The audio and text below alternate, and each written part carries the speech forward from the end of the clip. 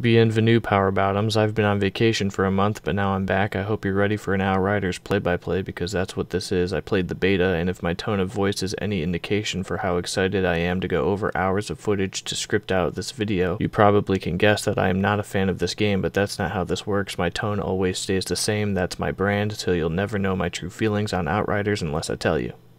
I don't like it. Oh right, I forgot about my intro again. If you're new here, welcome to Not Just Jared. Today it's mostly just me, although it wasn't supposed to be. My friends and I had planned to play this together, but unless my PC's been miraculously gifted new Outriders gameplay from the heavens above, you'll most likely just see me running solo. I know, not as exciting, but maybe if, I don't know, Outriders didn't crash every time I opened my menu while playing co-op, I could have had fun playing the game, and you could have had a funnier video to watch, but here we are. First impressions matter, and my first impressions of Outriders is me never being able to play co-op, me never being able to equip new loot, and me staring at a crash report followed by the 18 loading screens to get back into the game with my friends. Loading screens in 2021, they're making a comeback. What is this, Anthem? Let's play the game now. Sorry, I mean watch a movie. I think I captured more cutscenes than actual gameplay. Maybe I should start doing play-by-plays of movies while I'm at it. Stay tuned for one on the entire Lord of the Rings franchise, because those movies never end, just like the cutscenes in this game. Time for some plot. Let me break down everything you need to know about this game and what's happening. Basically, humanity destroyed Earth because we're incompetent, so they left on a long 80-year journey through space to find a new planet to call home. Sound familiar? Yes, this is nothing new. Everybody and their brother has seen or read some form of media with this exact story. Here I'll name one or two. Titan AE, The Hitchhiker's Guide to the Galaxy, Foundation, Pebble in the Sky, Oblivion, After Earth, Red Planet, Interstellar, Passengers, Pandorum, Firefly, Serenity, Lost in Space, Earth 2, Harlock, Space Pirate, Wall-E, The World's Trilogy by Joe Haldeman, The Midnight Sky, Solaris, Prometheus, Voyagers, shall I go on? But Outriders is totally different. Spoiler warning, it's not. This new planet is called Enoch. We get there, shit goes bad, black fluid kills a lot of people, an electric storm shows up that evaporates more people, we shoot and kill some of our own people, ? Your character gets hit with this storm but survives because of reasons, I guess. This is jumping far ahead. Let me slow down and start from the beginning. Just know that shit is gonna hit the fan for reasons that make almost no sense, because video game. Am I a little salty because I couldn't actually play this game without it crashing every 5 minutes? Maybe, but even before the crashes I was questioning the plot, and don't get me wrong, I couldn't care less about plot in a looter game, but since equipping new loot crashes my game, it quickly became a story-based game in my eyes for reasons that I'm sure you understand. There's nothing better than a looter that crashes every time you equip a new piece of loot. How exactly this bug has not been fixed after a week literally blows my mind. Anyways, here we are on the new planet. Get ready for game visuals that remind me of the early PS3 days. Here come the cutscenes I was talking about. This guy is, I guess, the boss or something. It's not ever explained, but he's telling everyone what to do, and for some reason is the only guy wearing this weird-ass cape thing. He tells the soldiers to set up snipers in a front line. Did we research this planet at all before risking all of humanity? Why are we setting up as if we're going to war? Listen up, Outriders. I know what you're all thinking. There's no going home. We've all been in and out of cryo for 83 years. Why is this something we need to be reminded of? And no one has a clue what's waiting for us out there.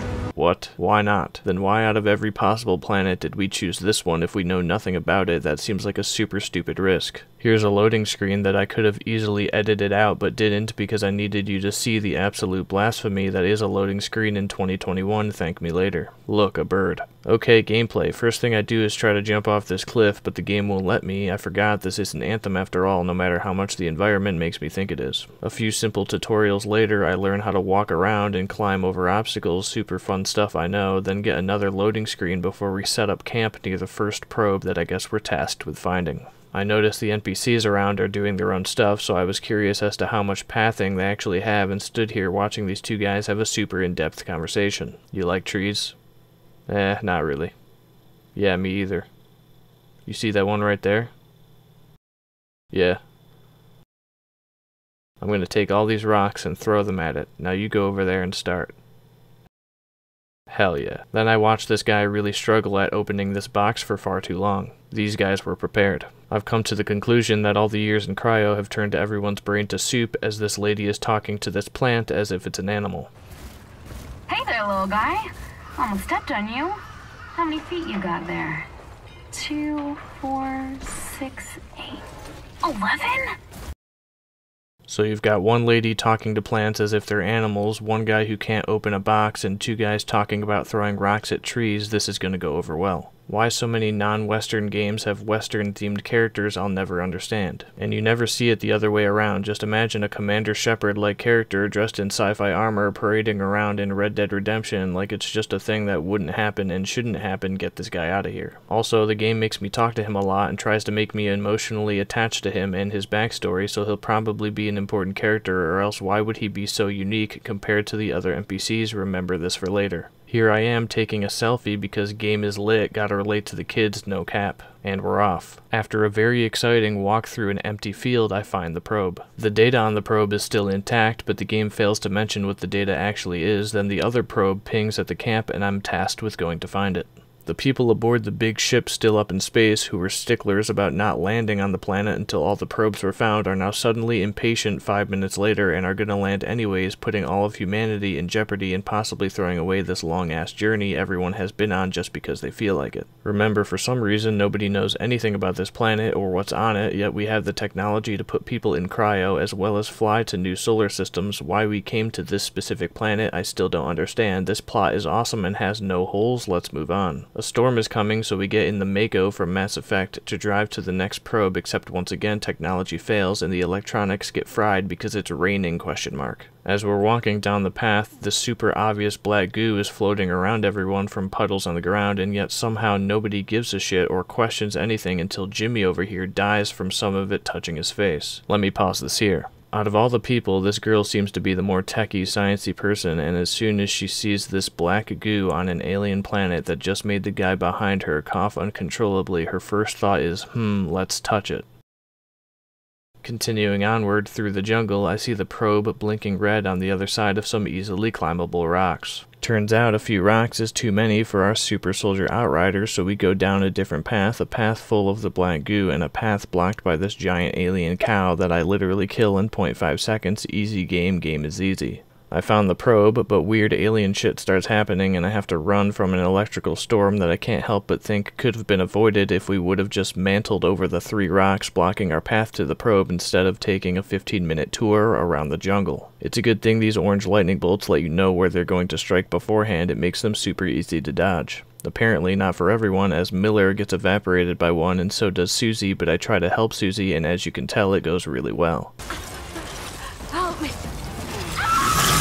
Is this enough camera shake for you guys? My god. I get hit with lightning, but instead of dying horribly, I see visions because of course I do. The geniusly designed trucks we came in that broke down turned back on by just hitting them really hard. This guy drank too much, so Western guy who doesn't belong has to drive us back. Whatever the original reports about this planet, they were wrong.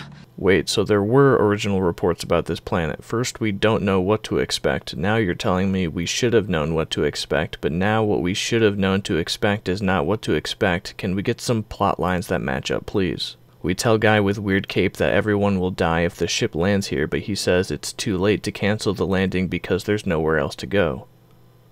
Back into space? Guy in cape shoots guy in hat. Why the hell did the game try to get me attached to this character only for him to be killed off in the prologue? You might as well had him just be another guy in armor like all the other soldiers, but instead you made him Western for no reason and told me about his backstory for no reason. All of this was for no reason. This video has turned into less of a play-by-play of actual gameplay and more of a play-by-play of just cutscenes and plot, but I don't apologize, I make the rules here.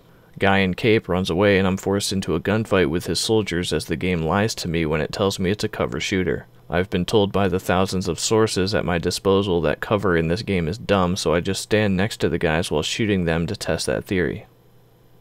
Wow. Bear with me for a second as we jump into the future as I just realized a predicament this video has. Take a look at this gameplay. It's a lot of me just cowering behind cover, shooting guys, and occasionally punching the ground in anger because that's an ability I have. There's nothing really here to commentate over in a way that's entertaining or funny because there's just nothing of value here besides the same thing over and over again. So on page 6 of the script, I'm realizing that this will be the first play-by-play I've done where we literally don't play the game at all because I couldn't get far enough without it crashing to record interesting interesting and varying gameplay, and now that I'm thinking about the fact that I'm on page 6 of the script and we're only about halfway through the cutscenes of the prologue, maybe we just wrap this video up with a super fast monotone paragraph paired with some quick cuts of footage, because I don't think I can be bothered with this whack story anymore, even for the sake of content. After fighting through those guys, I was thrown back into cryosleep by that one sciencey woman whose name escapes me, much like every other character I've met so far, and wake up 31 years later as a war is going on, and I'm captured by this guy and thrown into this truck with another prisoner as we drive through an environment straight out of a more realistic Borderlands. A minute later, we watch this guy get beat up, then drive away. We get to a gate and have to wait for the driver to open it up, so we have some time for conversation and casual chat, which went very well. Welcome to the Valley of Death, asshole! After our nice stroll through the Valley of the Shadow of Death, there's a loading screen which really kills the mood. Then I'm thrown off the truck into a place called No Man's Land, where the storm that already zapped me once comes back. Time to outrun it. I've got superpowers, right? This should be super easy. Just look at the indicators on the ground like before.